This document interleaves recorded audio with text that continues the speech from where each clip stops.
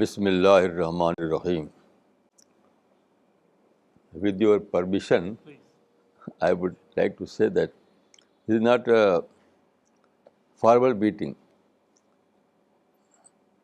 It is an informal discussion.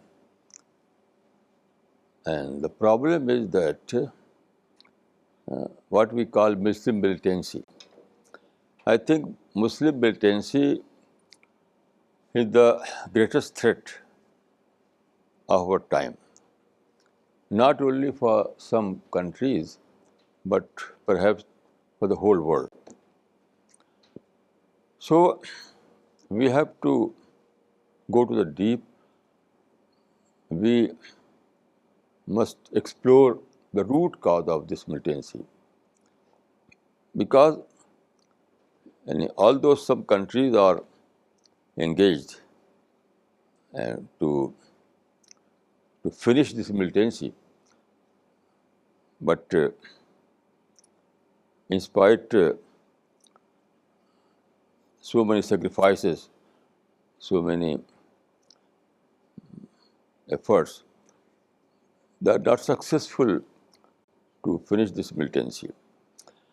I have studied this phenomena, and I can say that Muslim militancy is quite different kind of militancy.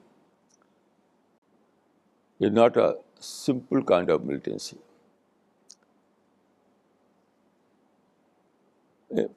First of all, we have to know that Muslim militancy is not simply militancy. It is based on an ideology. Their ideology is very different kind of ideology. Their ideology is based on a false interpretation of the Quran. And they have found a verse in the Quran in favor of their futile exercises and suicide bombing. That verse is in chapter At-Tawbah, in 9:52. Idal Husnayn. Idal Husnayn means one of the two best things. One of the two best things. So these people believe that they are bound to receive at least one good thing. If they won the war, then it is good. But even if they lose the battle, even if they were killed, even then they are not failure.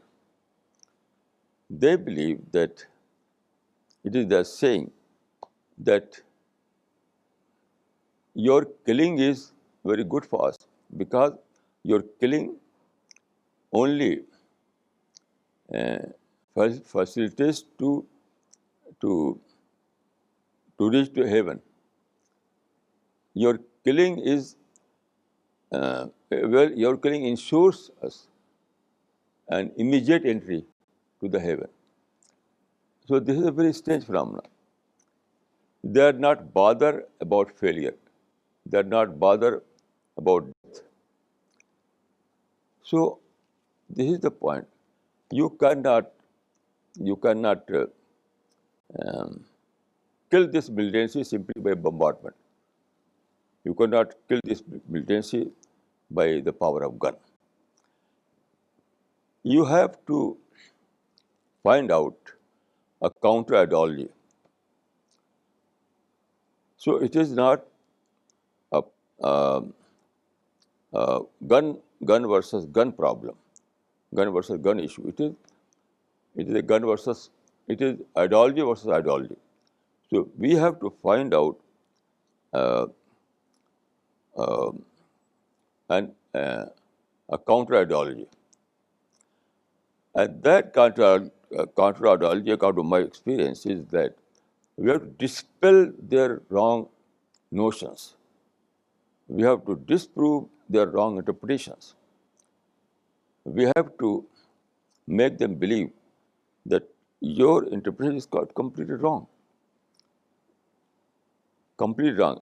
You are going to hell and not paradise. For example, I will cite two verses from the Quran. There is a verse in the Quran, Man qatala nafsam bagar nafsin or fasadin fakannama qatala nas jamiya. It means that one who kills an innocent person, uh, he has killed all mankind.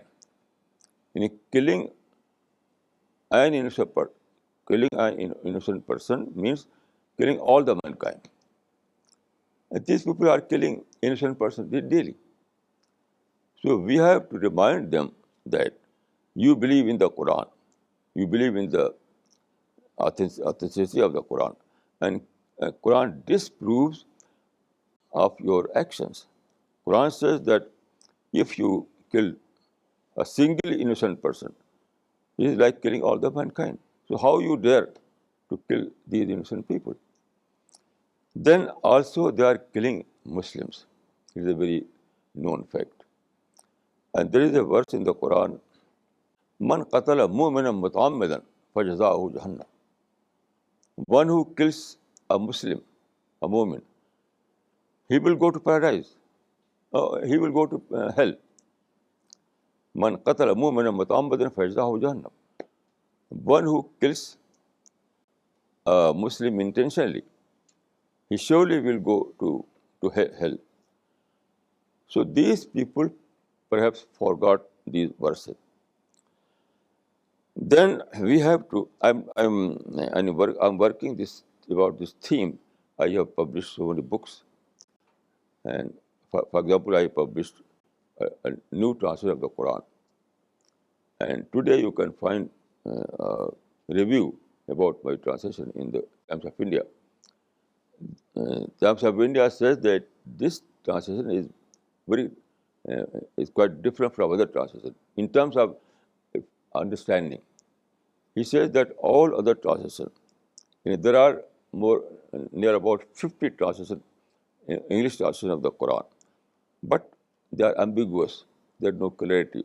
But this translation is very clear. It is easily understandable. Then we have published a book on Prophet's life. The title of this book is The Prophet of Peace. This book was published by Penguin. So I am engaged in this cause, and I am countering from the true ideology. I am producing that ideology that counters that ideology. So I'm not only saying, but I'm engaged practically in this cause. So we have to simply bombardment, simply gun cannot solve the purpose. It is impossible. And result is enough to understand this fact. So we have to re-engineer their mind. We have to re-engineer their mind. We have to present right interpretation of the Quran. We have to make them believe that what you are doing is not jihad. It's not fasad. For example, I have studied Islam through its original sources. I can say that in Islam, peace is the rule and war is an exception. If you read the Quran, you will find that almost all the verses, I mean more than 99% verses, are related to peace, either directly or indirectly.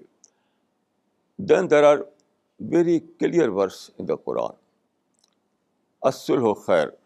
It means peace is the best. Peace is the best. I can say that peace is the summum bonum. Peace is the greatest good. Then there is another verse in the Quran.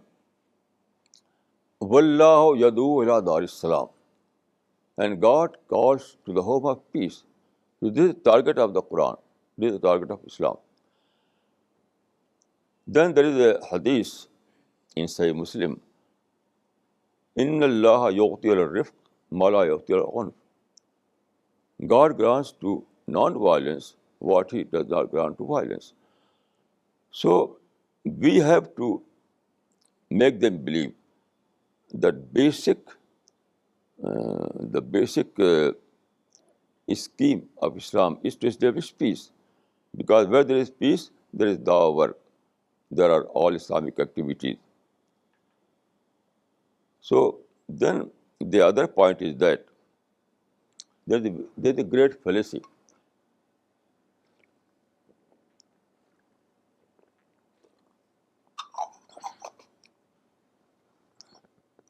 In Islam, jihad, in the sense of qital, is a prerogative of established state.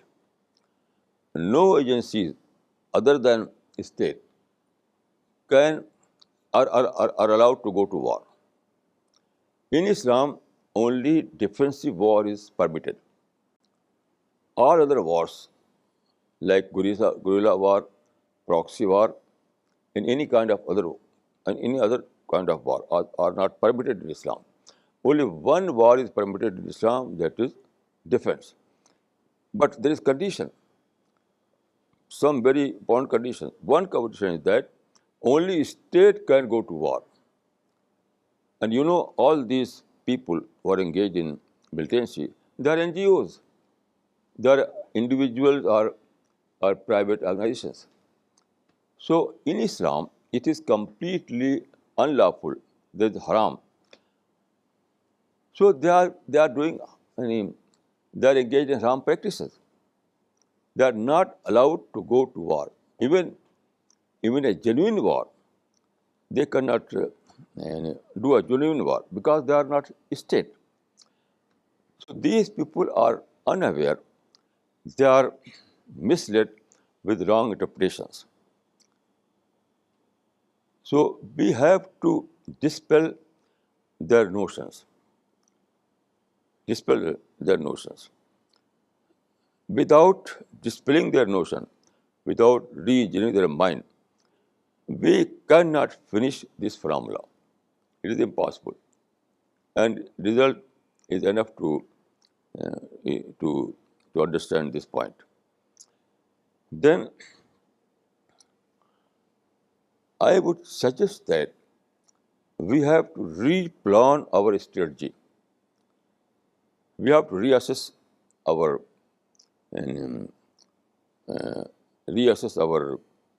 actions. We have to re-examine our actions, and we have to re-plan our strategy. And that plan is based on ideological warfare, ideological campaign. At present, the strategy is based on gun and bomb, as I know. But this kind of strategy will not suffice, because they believe that they are doing jihad, and killing is also success for them.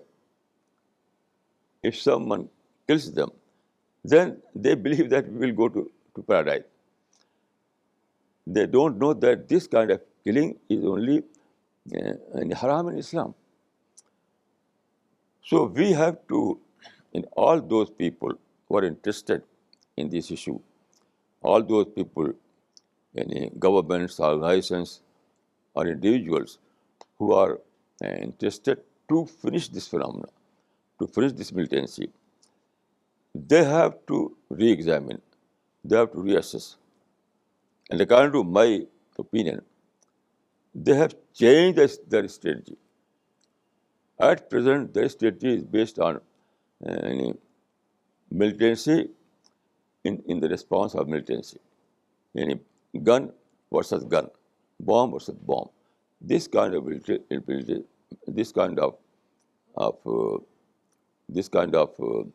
response is has been failed, and there is no hope that in future it will be successful. So I'm not saying that you must stop all those strategies, but I am saying that you have to add and this uh, uh, you have to add some another kind of strategy, that is ideological strategy. Without adding this, you cannot uh, you cannot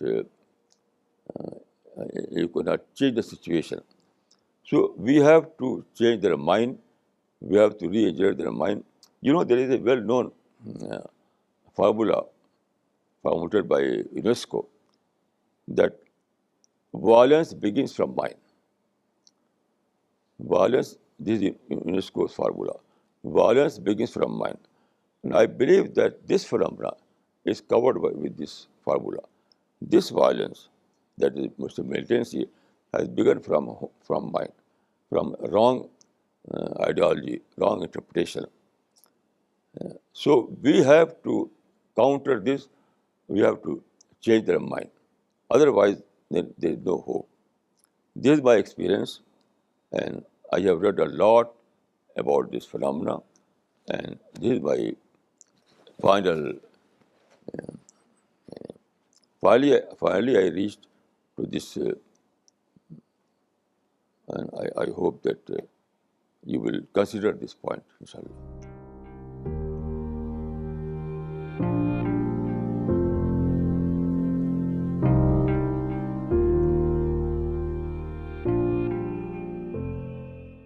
بسم الله الرحمن الرحيم الحمد لله رب العالمين أفضل الصلاة وأتم التسليم على سيدنا ونبينا محمد وعلى آله وصحبه أجمعين. This is exactly what I have been saying in Washington, that this is an ideological war, and in order to be successful in that, you have to come down to the level of discussions and dialogue and see several things. One of them, why those people are doing what they are doing, what kind of excuses they are using. And then after that, to have also scholars address that issue again and again and again on different formats. I think we are entering a new era right now where clergy by themselves cannot solve the problem, and politicians by themselves cannot solve the problem. There should be cooperation and share of resources in order to make the message reach far and wide. I would like to say first, unfortunately, we are living in a time where you will see the rise of extremism, not only among Muslims, among everybody. And that's something not healthy for humanity. So to me, this is not a problem within the Muslim community.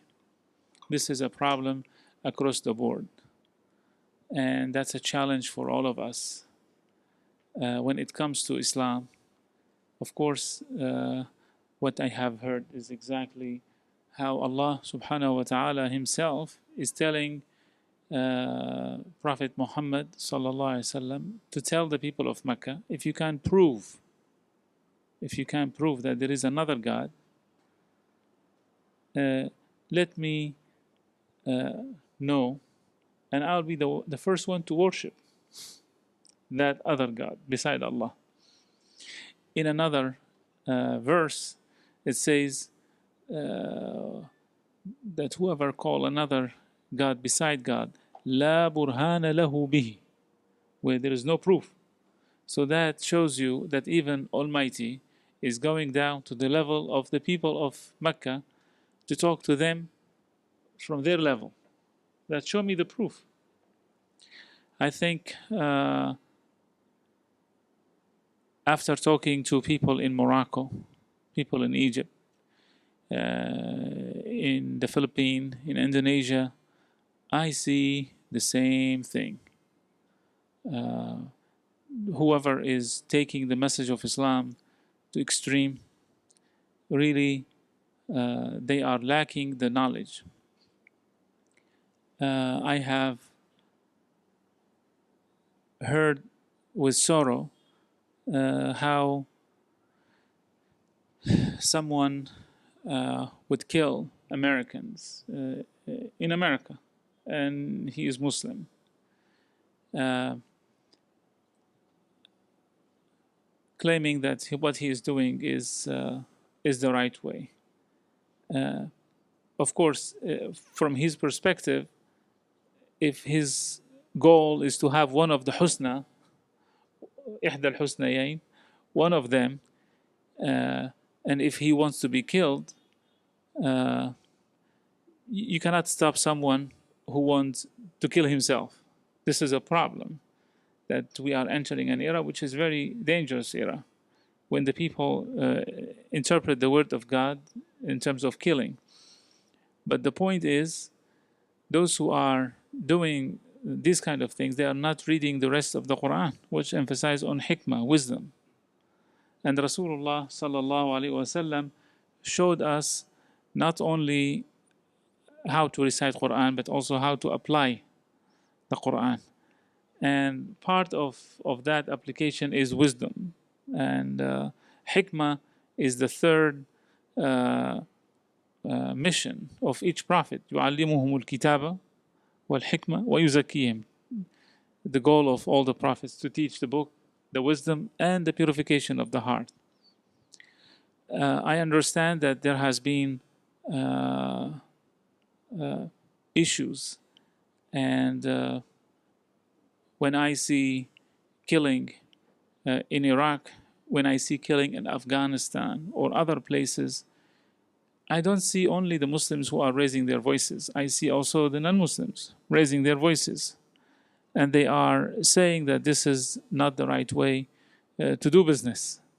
And they are not pro wars. Not only the Muslims, the non-Muslims are more than the Muslims who are saying that. And it would have had been much better if you bring those issues to the table and speak about those issues, and have somebody from each side to sit and talk. So at the end of the day, more violence will bring bigger violence, and it will be a cycle of violence. Unless, I mean, we have seen that between the Palestinians and the Israelis.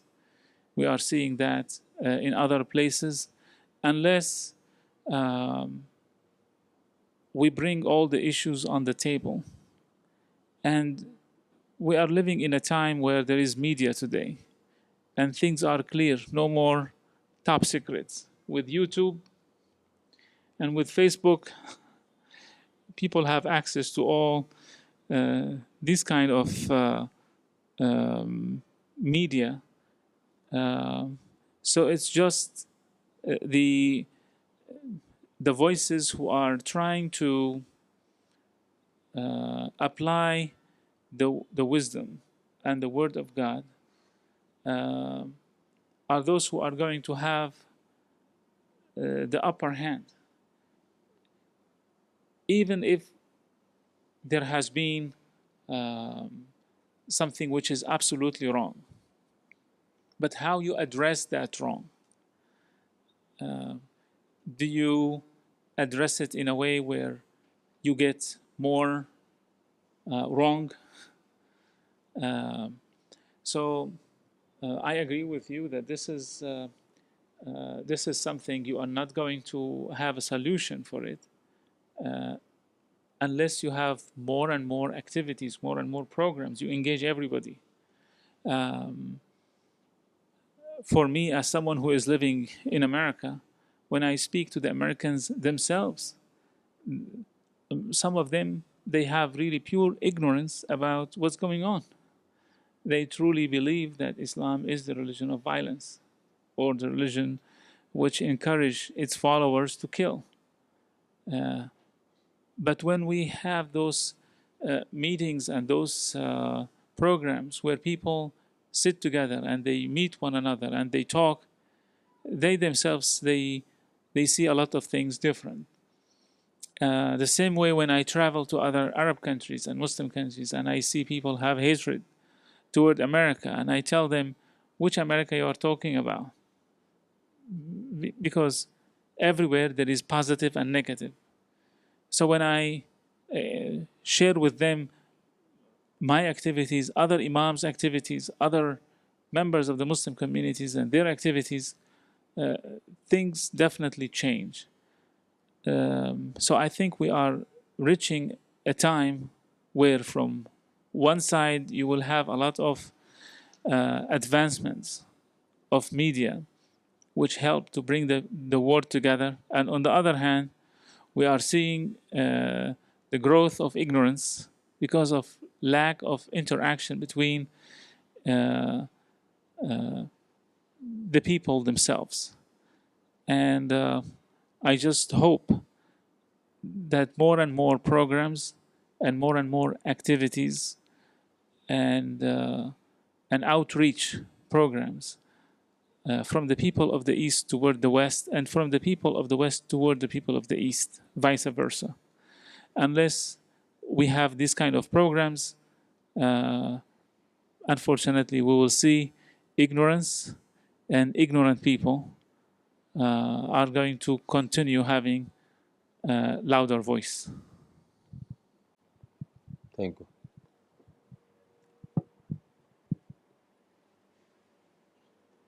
Now floor is open at all. For discussion. I would just like to add what Maulana was mentioning about ideology versus ideology. We've seen the practical result of this happening at various parts of the world, because we have an informal network of CPS International, where workers, not only in India but in US, in Middle East, and in other parts of the world, are taking his ideology forward to the opinion makers and to the large sections of the society, uh, who can shape the minds of those jihadis or those people who have negative bent of mind. A case in point is Kashmir, which is part of India, and where Maulana Sahib has been working tirelessly for many decades. And there, if you visit Kashmir and if you ask people out there, they will say that there earlier the bent of mind was, that jihad is the way. But today they say openly that it is because of Maulana Sahib's ideology that we have been saved, because they were trained to be suicide bombers. They were trained to, go and blow people up. And now many of them, fortunately, alhamdulillah, they have taken to the fields of education and various other uh, activities which are contributing to the society. So it is his firm belief that unless we re-engineer their mind, like he gave the example of UNESCO, that violence begins from mind. So it is a mind that we have to change. So we are seeing this result. We've seen it in India, we've seen it in other parts of the world. We've been getting very good responses. And 2 years back, he was invited by Shimon Peres, and in a private meeting, he also gave his recommendation on how to resolve Middle East conflict resolution. So that is just one example which I thought I would share to just give a practical example that yes, we have found success, and we have to do it in a larger area, in a global sphere. But it is important that we take the right literature and the right ideology so that it addresses their mind. It should not be because today the literature is there, but there's no clarity. People read it and they say at the end of it, so what? So it is very important that we give them the right literature, the right books, which confirms to the belief of peace and to the culture of peace. Anything that, yeah. So, you were talking about the fact that talks need to be. Please, your name. I'm Sadia Khan, and I'm a student. So you were talking about the fact that talks need to be, I mean, both parties need to engage themselves in talks. But from my understanding, both the sides have been in talks from a very long time, and we do not see any solution coming out of it. So don't you think that it is time now for us to do something different or something more than just engage in talks?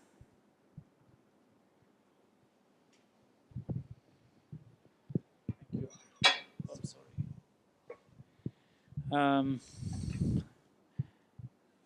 I don't think before there has been enough talks at all. I think it was very minimal.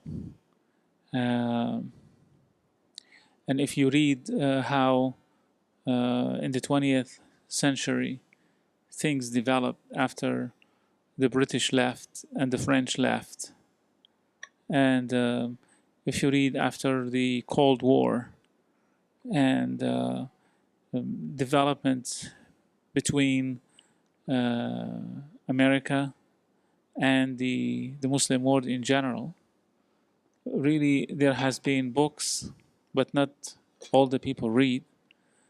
And then there has been migration from the different countries around the world, and the majority are Muslims also. There has been a lot of migration to America, and in America, not so many circles of knowledge, unless if you will go to university. I'm talking before 9/11. The interfaith activities was not as famous. A lot of things started after 9/11. It was not before. Before, there has been some activities here and there, but there has been an overall ignorance in the West toward Muslims, issues in the Middle East. A lot of people started studying more after 9/11. It is unfortunate, but this is reality. So, from my perspective, also, it is very important to educate people in the United States and people in the West in general, because the media has been doing not a good job all the time by presenting the true message of Islam, which is peace and love, but really was more interested in conflict and what's going on. I don't think we have done enough in terms of educating people in the West, and especially in the United States. I don't think there was enough interfaith before. And after 9/11, the hatred which was in that part of the world due to certain elements of the foreign policies, which they saw one side and they didn't see the whole picture. So there has been a lot of ignorance before. And then sometimes the media is just playing on the ignorance of the people on both sides.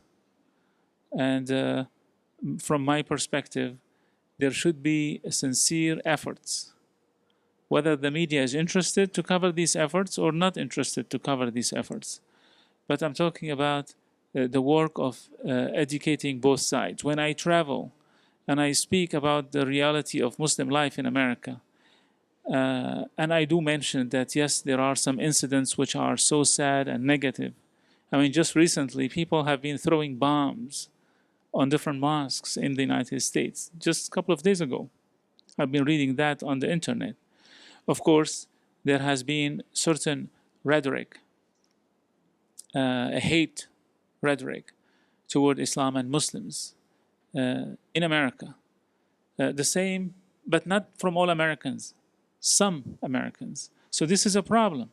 To me, this is a problem because we have American soldiers who are dying, and then we have some people in America who are saying something false, and the Arab media and the Muslim media is interested to cover that kind of ignorance also, which is fueling more problems in the Arab and the Muslim world. So people are saying, see, look what's happening in America. That is making the work of someone like me harder. So that's ignorance. I see it in America.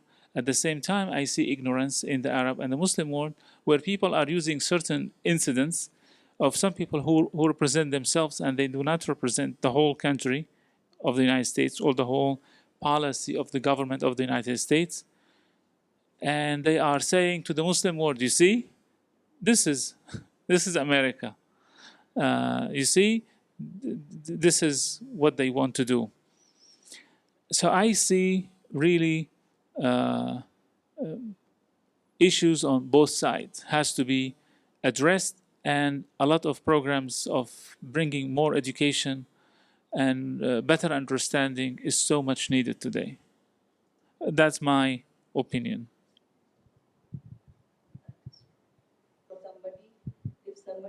Unless this awareness is there, I mean, once we have started coming here, I mean, there was a time that we were not very sure what's going on. But coming here and understanding the concept, now we very confidently can talk to others, the Muslims, the non-Muslims, both. So I think that's the only thing, talking, and it's a very, very positive effort that you are coming here and going there.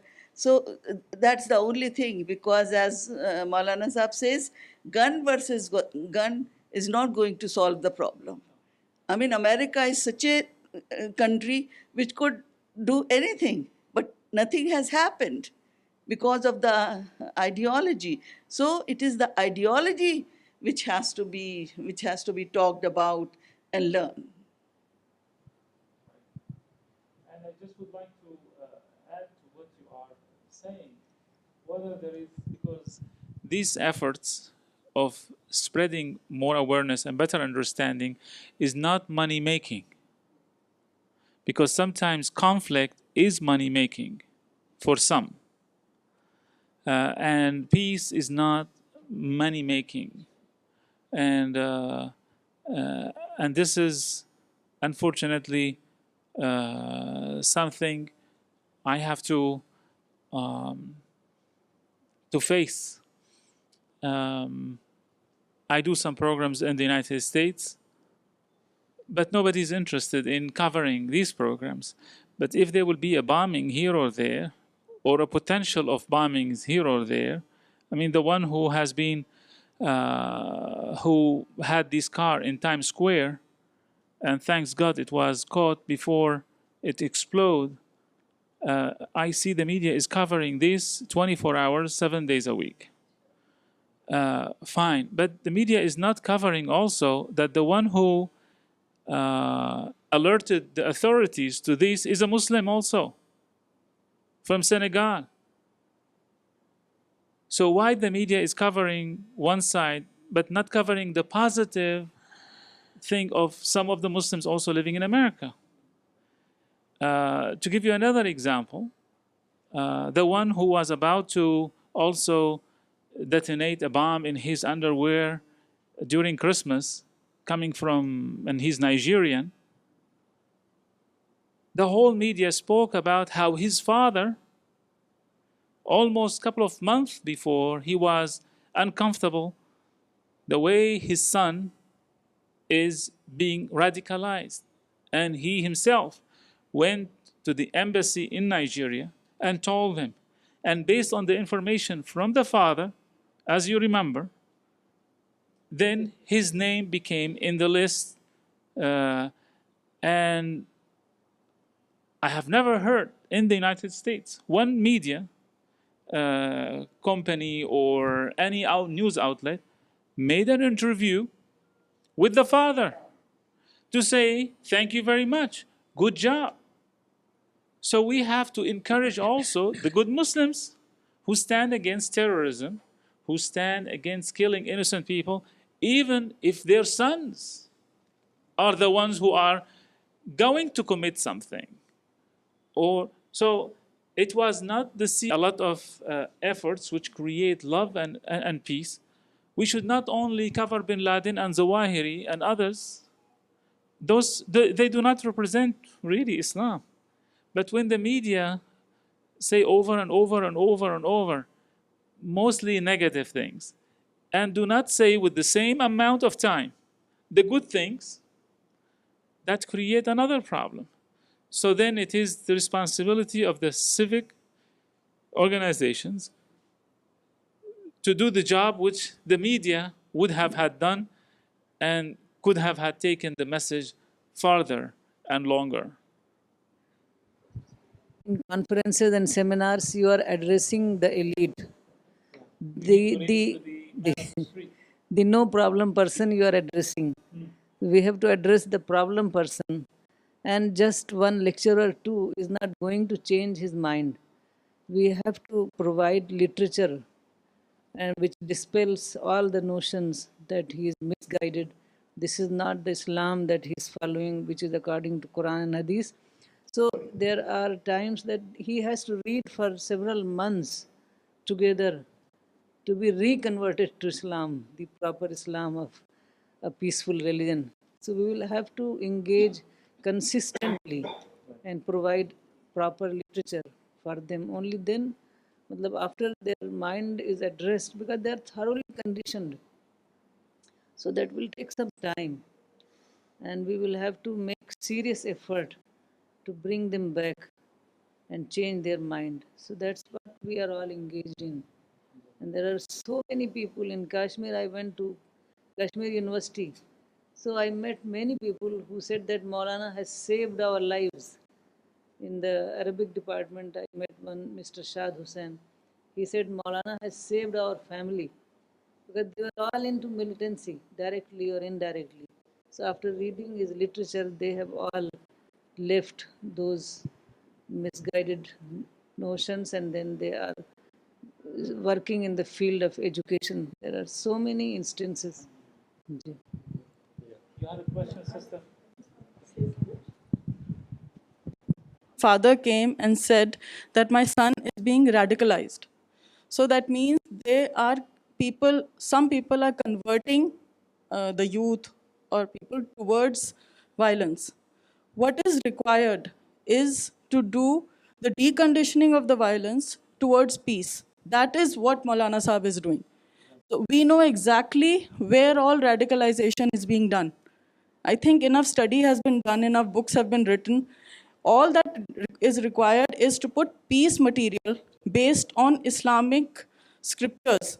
And Maulana has it, definitely. And as Dr. Farida Khanam mentioned, that in Kashmir, practically we have seen how this literature can turn a violent mind into a peaceful mind. So we've got not just a theory, we have put that theory into practice.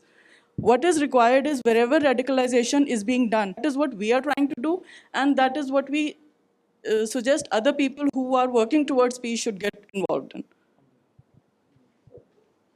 Rather focusing on the sensational issues. I come from the media fraternity, basically. I come from the media fraternity, and I have a small observation on that. See, what happens is, after understanding Maulana's perspective on terrorism and the counter ideology, what happens is, if we expect media not to sensationalize things, media gets further flared up, because they are not in the habit of getting dictated. They are not in the habit of, getting taught what is right, what's wrong. And if you expect media to focus on good things also, then it doesn't work. So, based on the observation, media should be left alone. We should re-engineer the thoughts of people who are turning violent, change their perspective, make them understand the right things, okay? Once they change, we'll stop giving media the reason to sensationalize things. So instead of expecting media, this is something bilateral, that if media does not write about sensational things, then we'll be in a better position. No, let media do whatever media would like to do. We have to do our work, and which is distributing the right literature, right ideology to the minds who are turning violent. If we are able to do this thing, we'll be successful in the mission. So media should be left alone. Complaining that media is focusing on sensation, that will not work at all. And that's what. I definitely agree with you. I'm not saying that we should expect the media to solve our problem if the media is fair. It's not only the issue of the media, but I'm just showing you a trend normally you observe. But nothing should give me an excuse of me not to do my job. My job as a Muslim who's reading the Quran, Allah is saying clearly, وَاللَّهُ يَدْعُو إِلَى دَارِ السَّلَامِ. Clearly, that's Allah's call. That means my call should be the same, and I have to be an advocate of that call. Whether there is a media to cover what I'm saying or there is no media to cover what I'm saying. But I'm just telling you that recently you see that trend, which is unfortunate. But no way that this should be encouraging for me to go and sit at home and do nothing. As a matter of fact, even for me doing what I'm doing, still you will get some criticism from not the media, but from the other side, other groups. Some Muslims, they think that because you are also doing outreach with the and through the U.S. government, that means you are an agent.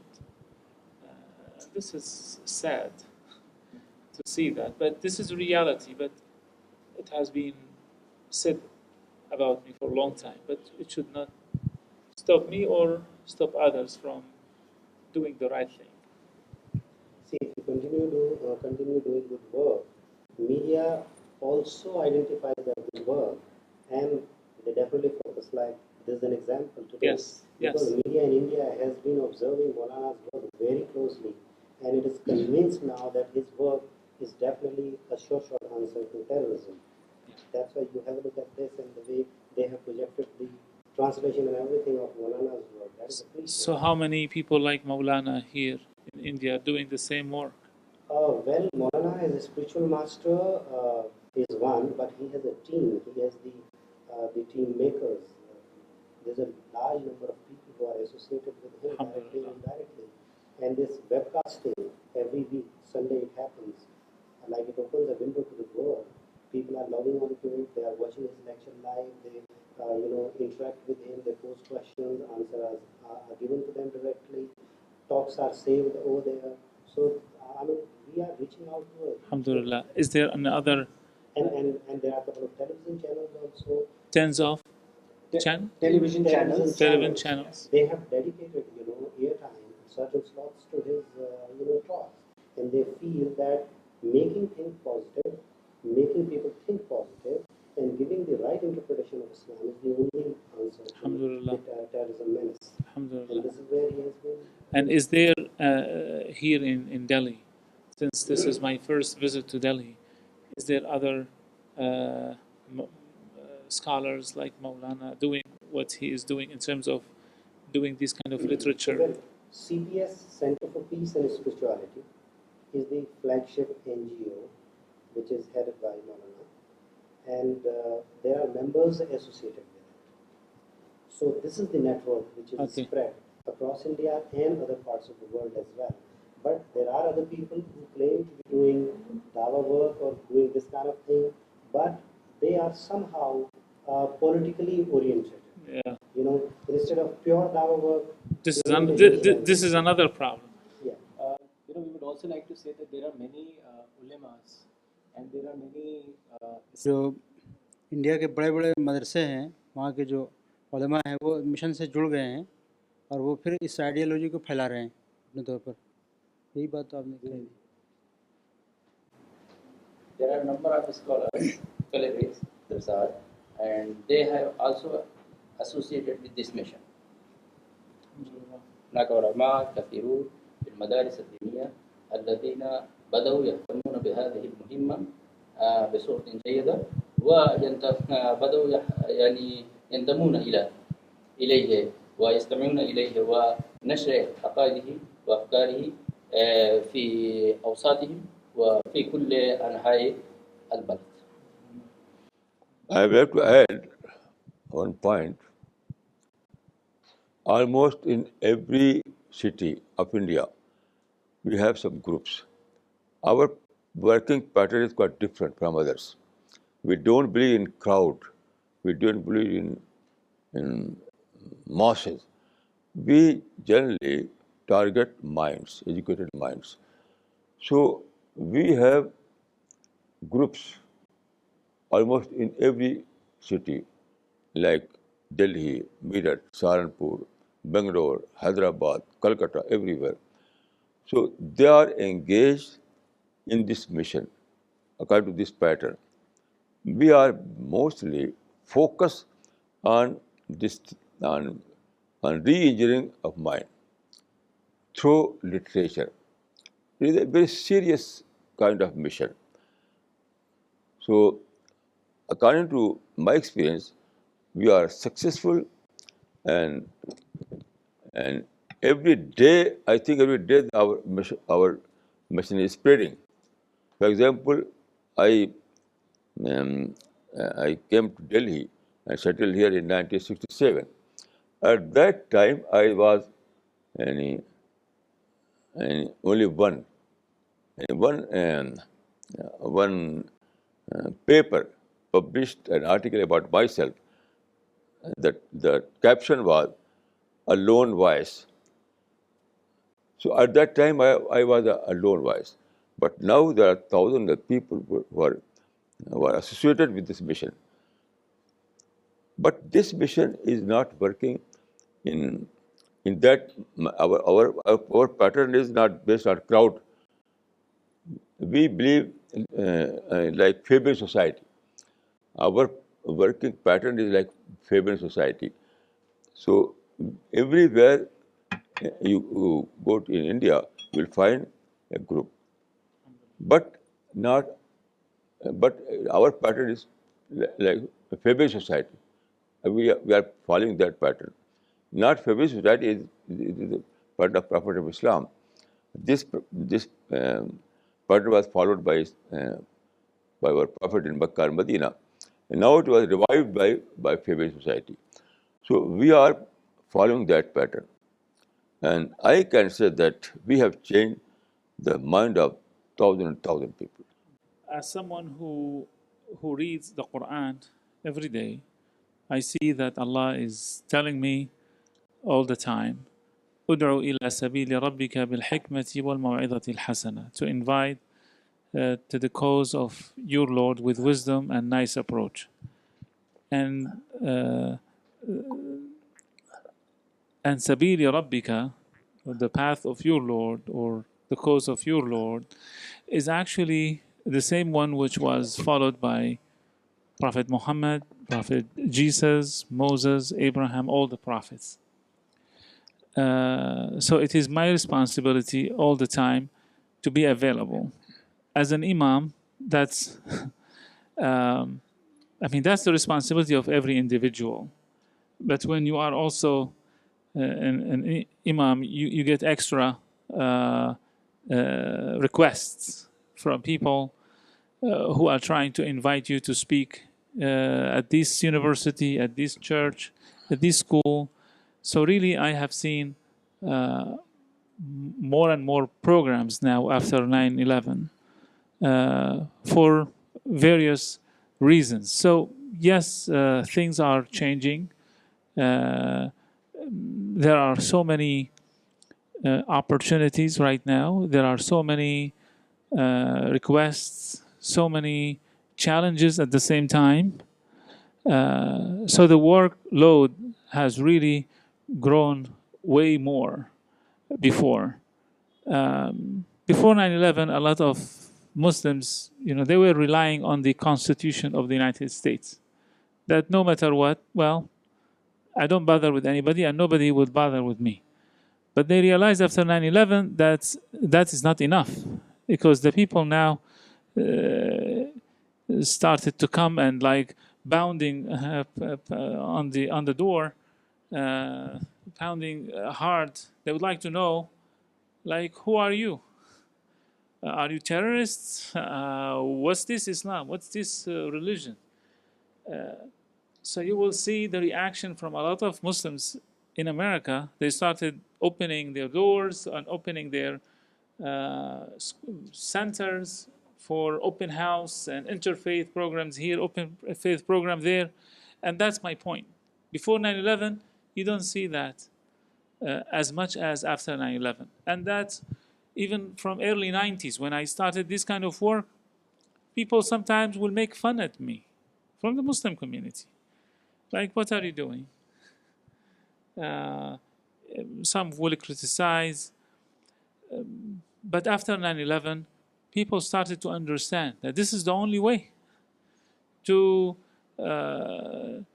do all kind of programs, materials, to share materials, articles, books, Qurans, speakers, conferences, seminars, and the most important thing is to reach to the average people. So that's my answer.